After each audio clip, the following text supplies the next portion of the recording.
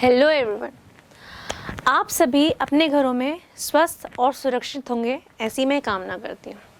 और चलिए इसके साथ आज हम स्टार्ट करते हैं क्लास 10th के ह्यूमर सेक्शन यानी यूनिट 2 का थर्ड लेसन यानी reading C.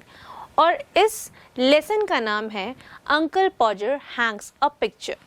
So this is a comedic depiction of how the writer's family performed everyday activities, right? Uncle Podger places a painting on the wall according to the story. The entire house is thrown into a chaos throughout this activity.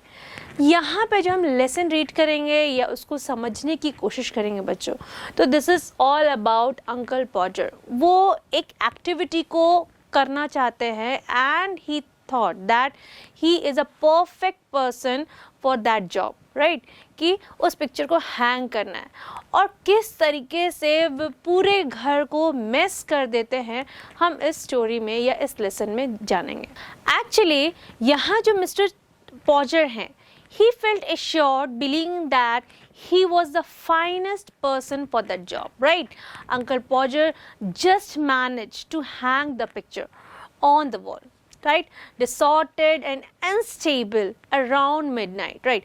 After a few minor accidents, finally he did the job, or we can say he completed his job, right? तो यहाँ पे author बताना चाह रहे हैं कि वहाँ पे जब अंकल पॉजर ने, जैसे मैंने आपको बताया, कि वो ये सोचते हैं कि he is the finest person who is good for his job, right? कि वो उस जॉब के लिए, जो जॉब है कि एक वॉल पेंटिंग है, उसे उनको वॉल पे हैंग करना, राइट? और उसके लिए वो फाइनेस्ट पर्सन है। इवन वो ये भी कहते हैं कि मैं अकेला ही इस चीज़ को कर सकता हूँ, I can only do it, no worry about it, you all means ये सारे फैमिली मेम्बर्स को कहते हैं। There are 6 to 7 members in that family including the maid, right? तो उन सबको मिलाकर कहते हैं कि you all don't worry about it, I will manage it and I will settle it down. कहने का मतलब ये है कि मैं उसे हैंग कर दूँगा, ये काम मेरे चुटकियों का है।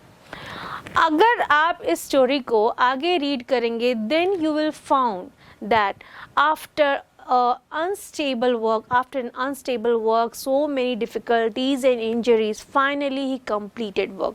ठीक है, वहाँ पे उनको कई बार कई प्रॉब्लम्स फेस करनी पड़ती है और उसके बाद बहुत सारी चोटें भी लगती है और उसके बाद वो फाइनली क्या करते हैं, उस जो पिक्चर है उसको हैंग करते हैं। But when you go through the chapter you will came to know that कि ये जो पिक्चर फाइनली हैंग होती है, क्या वो एक्यूरेट होती है या बहुत सारे क्लम्जीनेस के साथ आती है, हम इस चैप्टर में आगे रीड करेंगे और इस चैप्टर को समझने की कोशिश करेंगे।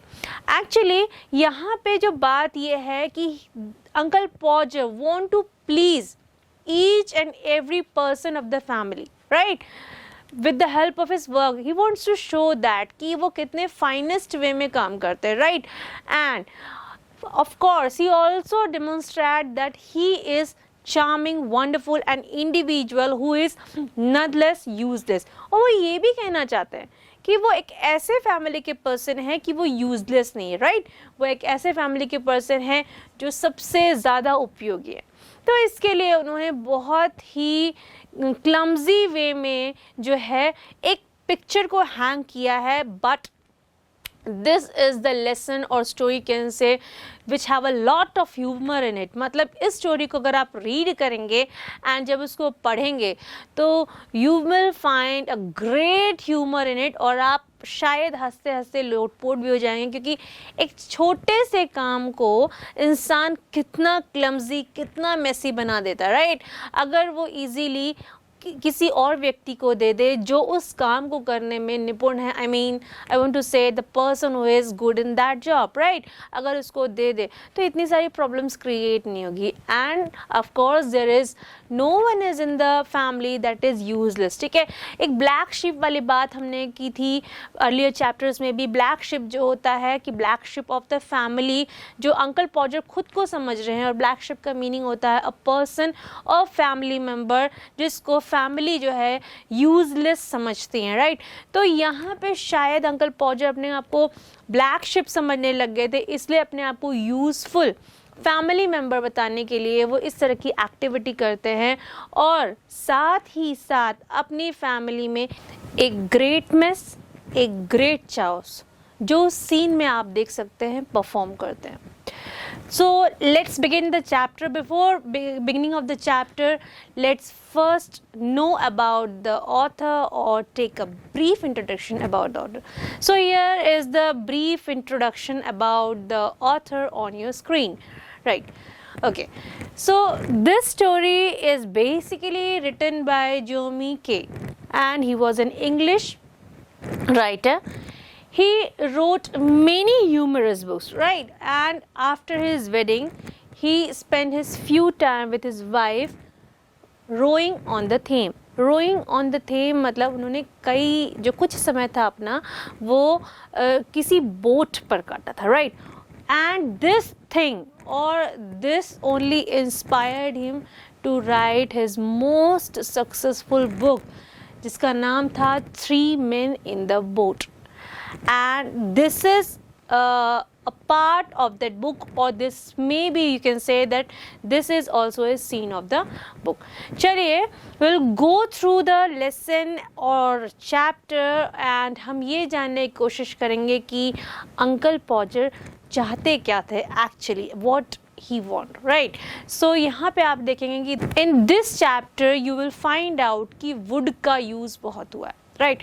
अब वुड का यूज़ कब और कहाँ करते हैं हम ये चैप्टर के एंड में ड्यूरिंग द एक्सरसाइज करेंगे। पहले हम एक काम करते हैं, इस चैप्टर को रीड करते हैं और उसके बाद हम सेक्शंस में उसकी जो रीडिंग है उसको समझने की कोशिश करते हैं।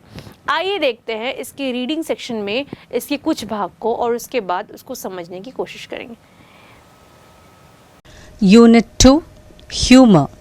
Reading C. Uncle Podger hangs a picture.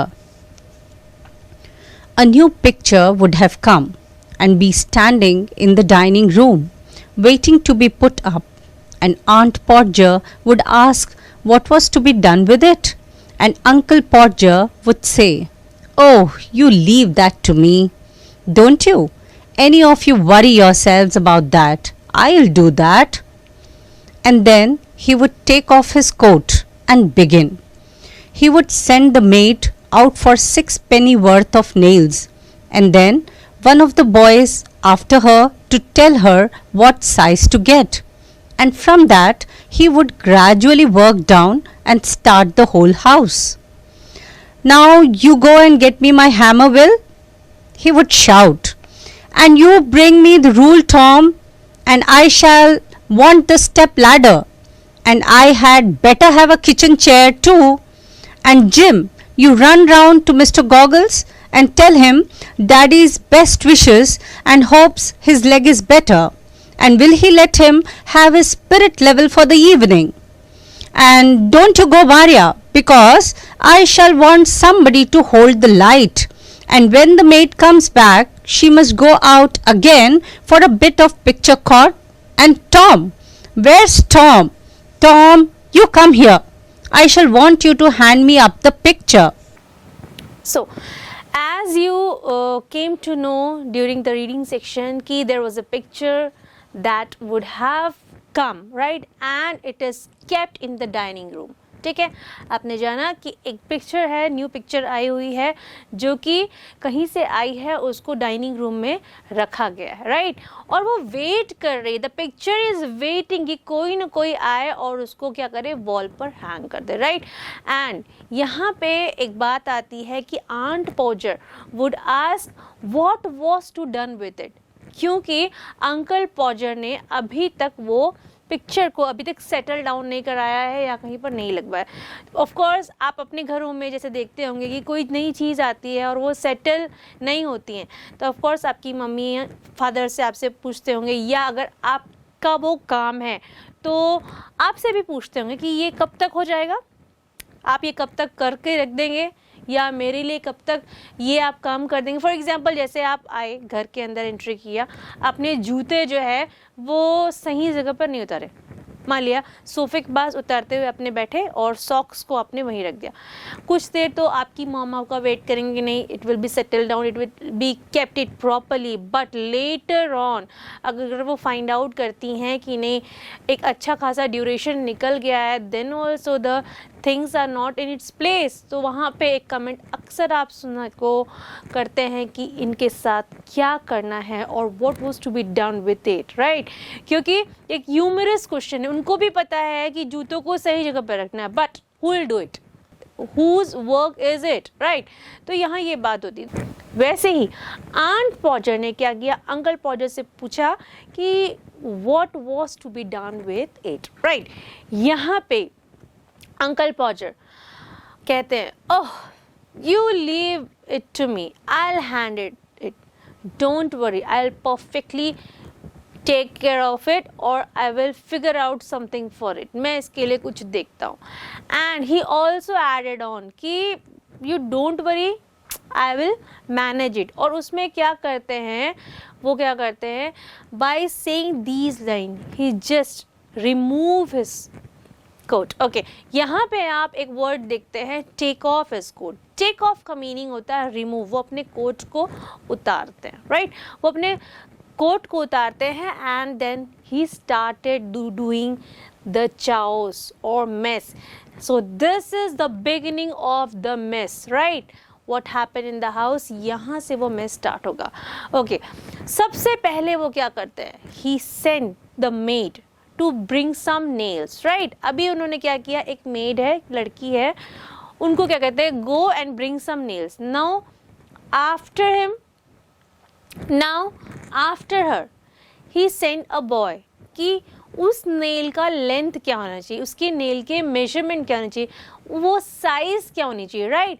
और उसके बाद वो ग्रेजुअली अपना वर्क स्टार्ट करते हैं और पूरा का पूरा घर जो है एक मेसी स्पेस में कन्वर्ट हो जाता है और वहाँ पे एक ग्रेट चाओस क्रिएट हो जाता है। अब ये चाओस मैं वर्ड बार बार यूज़ कर रही हूँ, मेस यूज़ कर रही हूँ। मेस का मतलब होता है फैलाव होना या बिखर जाना या चीज़ों का अस्त व्यस्त होना, राइट। एंड चाओस का मीनिंग होता है कि एक बहुत प्रकार की उधम की जो बात की जाती है ना, जहाँ धमाल मच जाता है, ना चाहते हुए भी चीज़ें ऐसी हो जाती हैं कि क्लमजी फील होने लगता है कि बाप रे कितना ज़्यादा काम बढ़ गया, एक छोटा सा काम जो था वो एक बहुत बड़ा रूप ले लेता है। Like that way this work is going to be done. Now यहाँ से स्टोरी स्टार्ट होती है और यहाँ से जो है मेसीनेस स्टार्ट होती है। This is the first stage. यहाँ पे नेक्स्ट जो चीज़ होती है, next thing is that again uncle Porter asked to bring hammer and this he said to Will. Will नाम का एक लड़का है जिसे वो कहते हैं go and bring hammer, right. And वो ज़ोर से चिल्लाते हैं, साथ ही वो ज़ोर से इसलिए चिल्लाते हैं क्योंकि he want to add on, right, कि bring rule along with it, ठीक है, कि आप क्या लेने जा रहे हो, you are going to take hammer, right, क्योंकि पहले उन्होंने हैमर का ऑर्डर दिया था। जैसे ही बच्चे ने सुना, उस विल ने सुना, he left the place and he was going to bring that hammer. लेकिन अब शायद वो थोड़ा दूर है, इसलिए he shouted, who he means uncle Podger, वो शाउट करते हैं and he wants to say that कि along with that hammer bring the rule। तो यहाँ पे वो ये चीज़ विल को नहीं कहते, शायद विल वहाँ से जा चुके थे, तो वो टॉम के कह देते हैं, टॉम को कह देते हैं कि टॉम आप क्या कर लीजिए, आप उस रूल को लेके आ जाइए, राइट। ओके, वहाँ पे कुछ चीज़ें वो ऐड करते हैं कि इस पिक्चर को हैंग करने के लिए I want some step ladders और साथ ही साथ what I want the kitchen chairs too. तो वो इतनी सारी चीज़ों में क्या कर रहे हैं, सब को एंगेज कर रहे हैं, राइट। और यहाँ पे वो एक जिम नाम के बच्चे को कहते हैं यू गो, कहाँ जाने के लिए बोलते हैं, you go and meet mister Goggles, right, वहाँ पे तुम जा कर के मिलो एंड टेल हिम कि डैडी ने आपको क्या बोला है, बेस्ट विशेस भेजे हैं एंड टेल हिम कि आप जल्दी से ठीक हो जाएंगे, राइट, ये कहते हैं। और इतने में आप देख रहे हैं, जब ये सीन आप अपने दिमाग में एज्यूम कर रहे होंगे तो यू विल फाइंड आउट कि यहाँ पे हर कोई कहीं ना कहीं इंगेज है, राइट। पहला वो फर्स्ट जो मेड थी, वो छोटी लड़की जो थी, उसको उन्होंने भेज दिया नेल्स लेने के लिए। उसके पीछे उन्होंने एक बच्चे को भेजा जो कि नेल की साइज़ बताने के लिए गया है, राइट। वहाँ पे विल को उन्होंने कहा कि आप हैमर लेके आइए, राइट। इसके साथ साथ उन्होंने टॉम को कहा कि हैमर के साथ साथ मुझे रूल लगेगी। उसके बाद वो जिम को अगेन कहते हैं कि मुझे स्टेप लैडर भी लगेगी, and with step ladder I need that kitchen chair too. मतलब इतनी सारी एसेसरीज और इतने सारे हेल्पिंग हैंड्स ही required.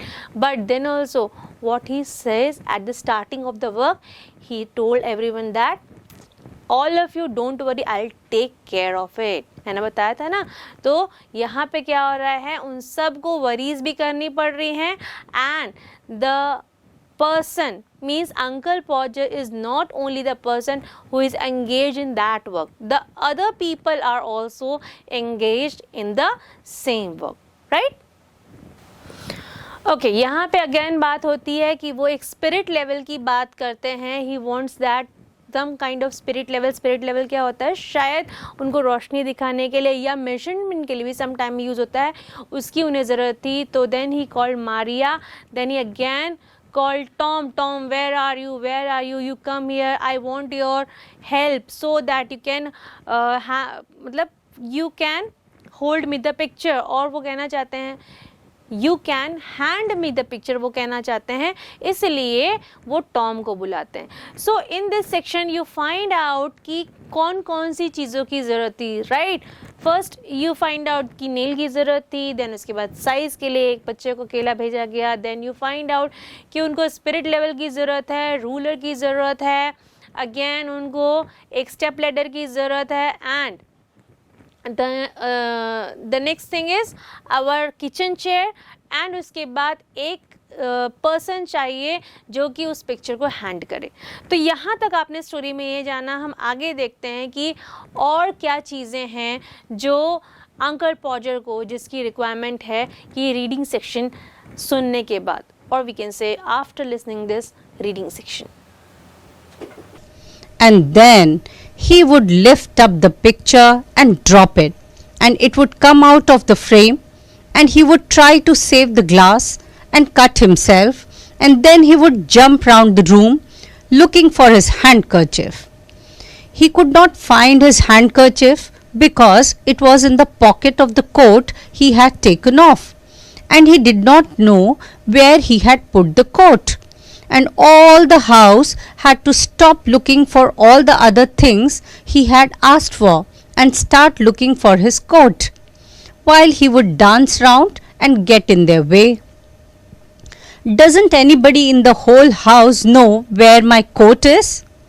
I never came across such people in all my life. Upon my word, I didn't. 6 of you. And you can't find a coat that I put down not 5 minutes ago. Well, of all the... Then he would get up and find that he had been sitting on it and would call out, "Oh, you can give it up. I have found it myself now. I might just as well ask the cat to find anything as expect you people to find it." And when half an hour had been spent in tying something round his finger, and a new glass had been got, and the step ladder and the chair and the light had been brought, he would try again.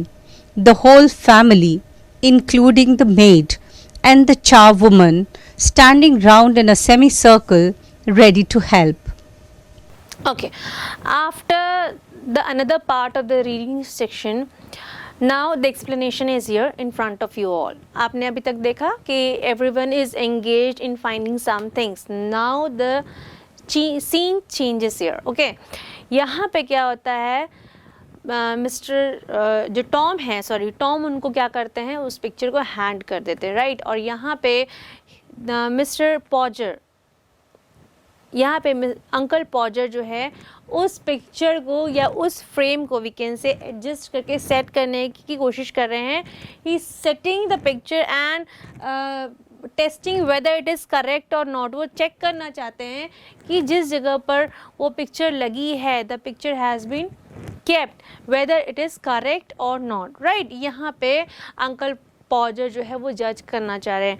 But what happened immediately, right, the picture came down or fall down, we can say. The picture fall down from the hand of Uncle Podger. Oh my God, this is the starting of the mess, right? The picture fall down from the hand of the Uncle Podger, right? अब यहाँ पे and the picture came out from the frame. How? क्योंकि जिसका glass था it has been broken.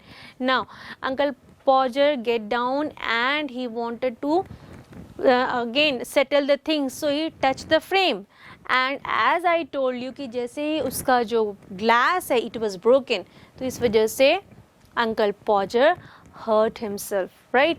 उनका जो एक हाथ था उसकी शायद कुछ उंगलियों में कट लग गया था, so he has a cut on his hand, right.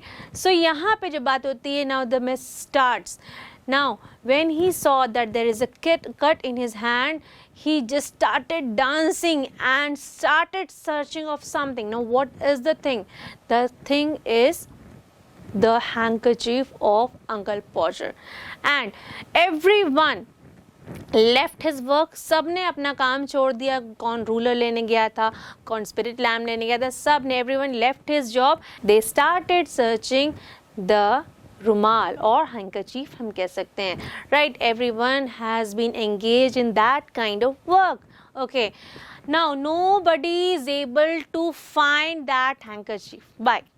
because that handkerchief was kept inside the pocket of that coat where the coat has been kept by Uncle Podger on the chair, right? Uncle Podger ने अपना coat जो है उसको सोफे या chair पे जहाँ पे भी रखा था उसी कोट के पॉकेट में जो है पॉकेट के अंदर था, क्या था वो हैंकरचीफ था.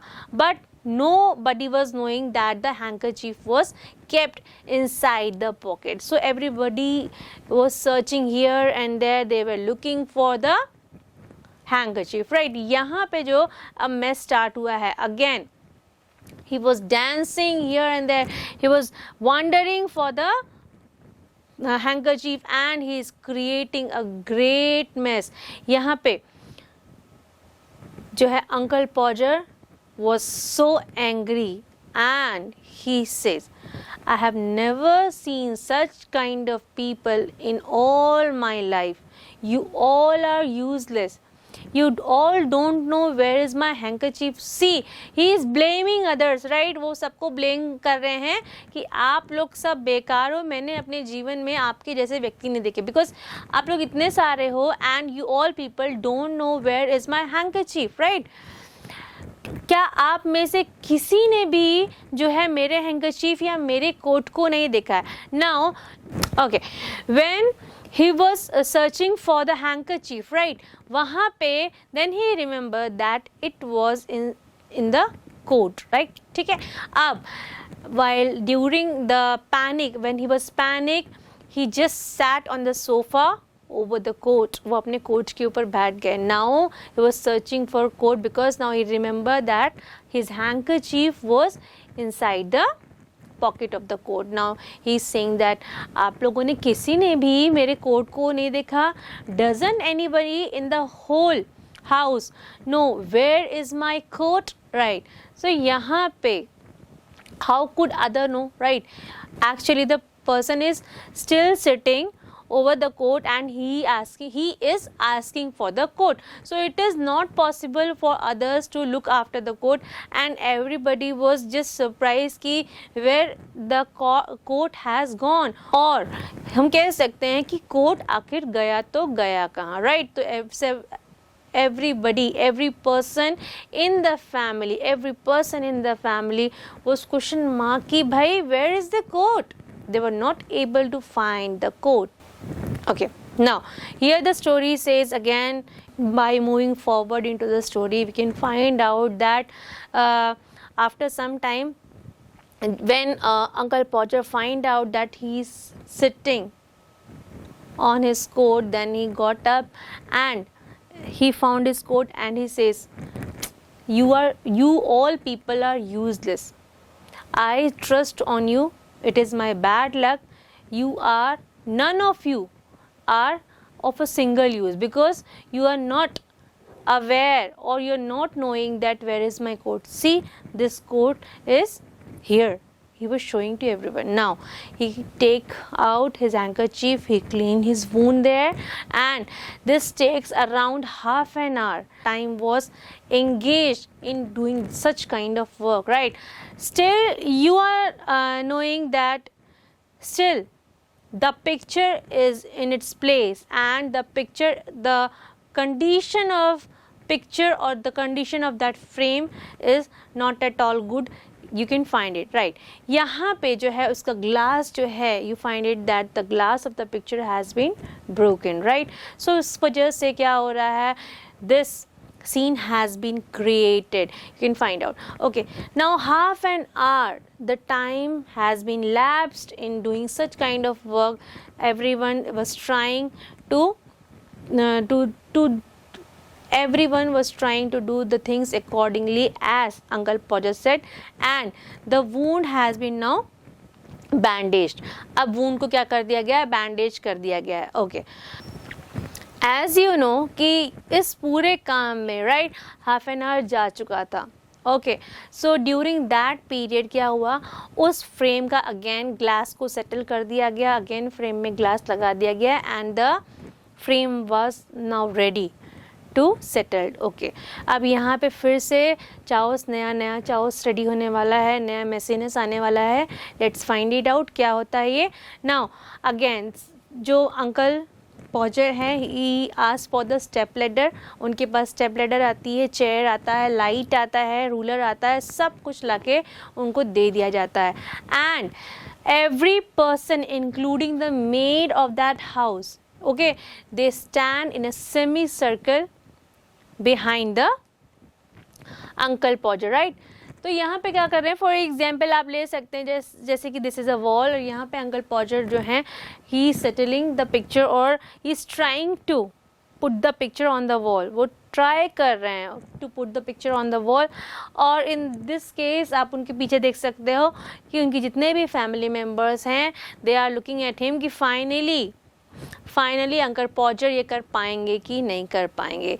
सो in this is a big question actually in front of all of them, because according to them also uncle Podger ने शायद अभी तक ये काम किया नहीं होगा, but they are not able to understand कि अंकल पॉजर क्या प्रूव करना चाहते हैं, what uncle Podger wants to prove.